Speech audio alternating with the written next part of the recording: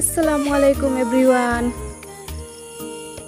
আপনাদের জেলা আমার সাপোর্ট করা, জেলা সুন্দর সুন্দর কমেন্ট করা, আমার একবারে মানে অন্তর একবারে খুশ হয়ে যায়। আপনাদের সারা কমেন্ট করিয়া সব যা দেখিয়া মানে খুব ভালো লাগে।